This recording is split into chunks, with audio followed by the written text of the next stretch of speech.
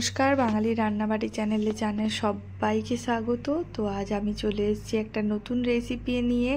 আশা করি সবাই ভালো আছেন, সুস্থ আছেন। তো চলুন দেখা যাক রান্নাটা আমি কিভাবে করছি। প্রথমে এখানে মাংসটা আমি কেটে ধুয়ে একদম পরিষ্কার করে নিয়েছি। এবার একটা পাতি লেবুর রস আমি নিগড়ে দিয়ে দেব, আর দেব লবণ, আর দেব আমি এখানে সর্ষের তেল।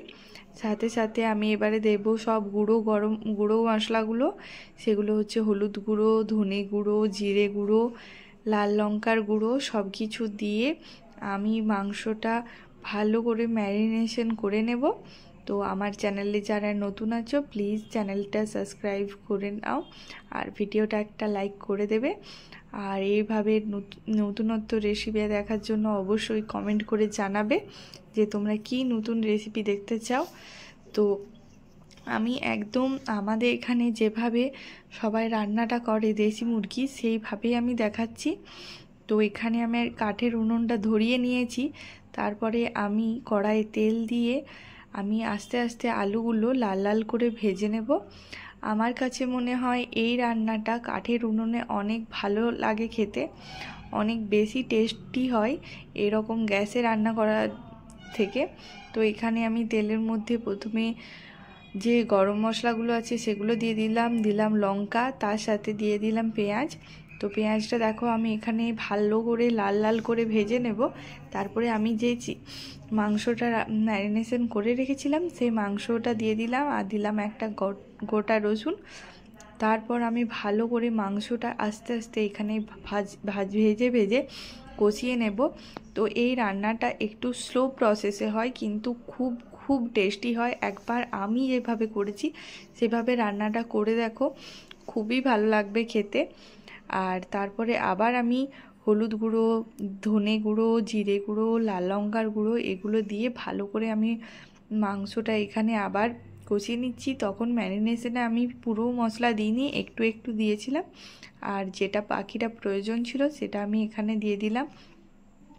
তো এইভাবে আস্তে আস্তে করে কষিয়ে নিতে নিতে যে মাংসর গন্ধটা থাকে, যে একটা এস্টানি গন্ধ থাকে, সেটা আস্তে আস্তে চলে যায় আর একটা খুব ভালো গন্ধ আসে। আর এখানে আমি আগের থেকে করা আদা রসুন বাটাটা দিয়ে দিলাম, আর আদা রসুন বাটাটা দিয়ে পরে আমি আবার আস্তে আস্তে করে কষিয়ে নেব। একদমই এই রান্নাটা করতে হড়বড়ি আমি করি না, কারণ এই রান্নাটা একটু টাইম লাগে, কিন্তু খুব খুব ভালো হয় খেতে। তো আমি যেভাবে বলছি অবশ্যই এভাবে করে দেখো, আর কমেন্ট করে জানাবে করার পরে কেমন হয়েছিল তোমাদের রান্নাগুলো। তো চলো এভাবে আস্তে আস্তে আমি কষিয়ে নেব। আর আমি চ্যানেলে অনেক দিন ভিডিও আপলোড করতে পারিনি, সেটার জন্য আপনাদের কাছে ক্ষমা চেয়ে নিচ্ছি।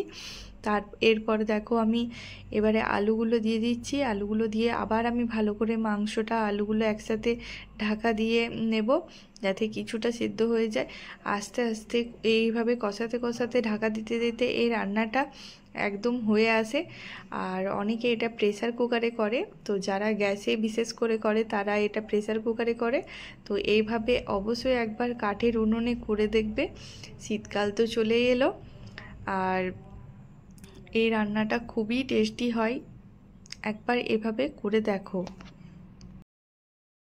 আর এরপরে আমি আবার একবার করে ঢাকা দিয়ে দিচ্ছিলাম রান্নাটার মধ্যে, আর তারপর কিছুক্ষণ পর পর আবার একবার করে নেড়ে নিচ্ছিলাম, যাতে মাংসটা না ধরে যায়। আর একটু একটু করে আমি জল কিন্তু এখানে মিক্স করেছি, যাতে মাংসটা নিচে না ধরে যায়।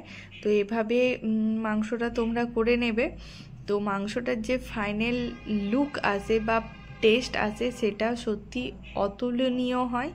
তো অবশ্যই এভাবে একবার করে দেখবে, খুব ভালো হবে। আর তোমরা প্লিজ আমার চ্যানেলটা সাবস্ক্রাইব করে ভিডিওটা একটা লাইক করে দাও। এরপর আমি যখন একদম শেষের দিকে আসবে তখন আমি টমেটোটা দিয়ে দেব, কারণ টমেটোটা যদি তোমরা প্রথমেই দিয়ে দাও তাহলে মাংসটা সেদ্ধ হবে না। সেজন্য আমি এটাই বলবো যে টমেটোটা দেবে একদম শেষের দিকে। তো এরপরেও ঢাকা দিয়ে দিয়ে যখন কষবো, তো সেইটার জন্য টমেটোটা সেদ্ধ হয়ে যাবে। এখানে দেখো আমি জল দিয়ে দিয়েছিলাম, জল দিয়ে ঢাকা দিতে কি সুন্দর একটা ঝোল হয়েছে। তো এইভাবে করো, দেখা হচ্ছে পরে।